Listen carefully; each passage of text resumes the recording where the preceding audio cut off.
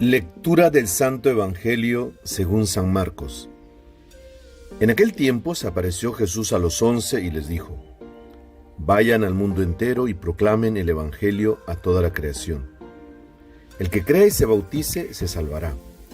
El que se resista a creer será condenado. A los que crean les acompañarán estos signos: echarán demonios en mi nombre, hablarán lenguas nuevas, cogerán serpientes en sus manos, y si beben un veneno mortal, no les hará daño. Impondrán las manos a los enfermos y quedarán sanos. Después de hablarles, el Señor Jesús subió al cielo y se sentó a la derecha de Dios.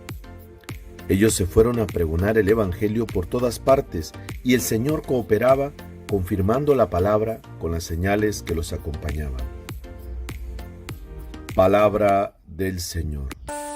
Queridos hermanos, hoy celebramos la fiesta del evangelista San Marcos, o como escuchamos en la primera lectura, Juan Marcos.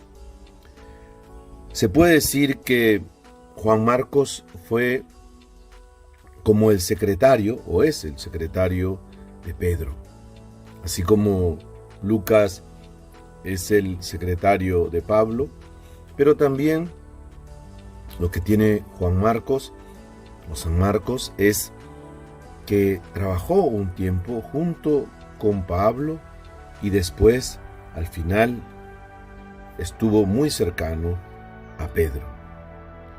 Nosotros conocemos a Jesús por medio de los evangelios. Y se puede decir así que este evangelio, según San Marcos, es el evangelio, entre comillas, según San Pedro, porque él vivió de una manera muy cercana el Evangelio, las palabras, los hechos y los dichos del mismo Pedro. Pedro estuvo cercano a Jesús, es la cabeza de la iglesia, la roca firme, y él contó las historias, me imagino, cuando estuvo en la transfiguración, solo estuvo Pedro, Juan, Santiago. Cuando resucitó a la muchacha, solo entró Pedro, Juan y Santiago. Y cuando estuvo en Getsemaní, todas esas escenas muy íntimas y personales las tuvo que relatar Pedro, y Juan Marcos fue el que las escribió. Algunos pensaban o piensan el tema de la cuestión sinóptica, de que Marcos era como un resumen de los demás evangelios, y no fue así, porque el primero que aparece es Mateo, porque es más amplio, y Marcos lo dejan para después. Muchos dicen que el evangelio de Marcos es más antiguo que el de Mateo, porque en las últimas investigaciones, en el tema de los escritos que se encuentran en la cueva de Qumran, aparece pedazos y trozos del evangelio de San Marcos. Pero bueno, ¿qué nos enseña este evangelista?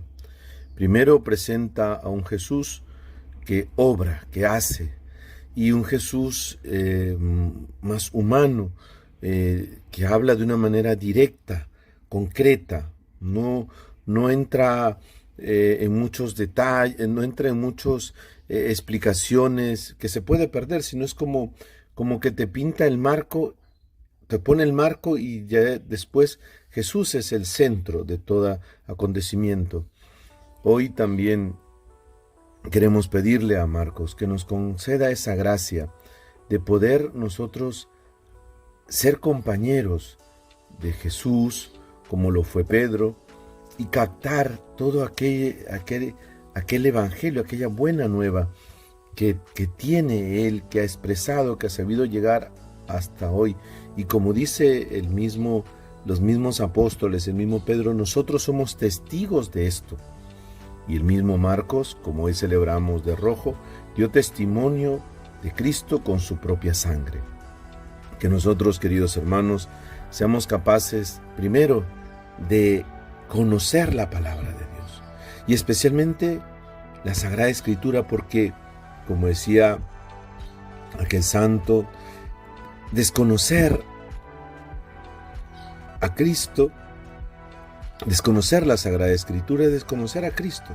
Por eso, si nosotros queremos conocer a Cristo, Decía San Jerónimo, tenemos que conocer su palabra, que conociendo la palabra lo amemos y amándolo sepamos dar la vida como lo dieron sus discípulos y en este caso San Marcos. Que el Señor los bendiga, los protege, los acompañe en el nombre del Padre y del Hijo y del Espíritu Santo.